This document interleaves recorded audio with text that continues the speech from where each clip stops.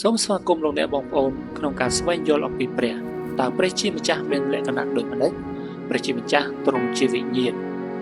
អ្នកប្រហែលជាឆ្ងល់ថាហេតុអ្វីបានជាយើងមិនអាចមើលឃើញព្រះជាម្ចាស់ហេតុផលដែលយើងមិនអាចមើលឃើញព្រះជាម្ចាស់ពីព្រោះទ្រង់ជាវិញ្ញាណ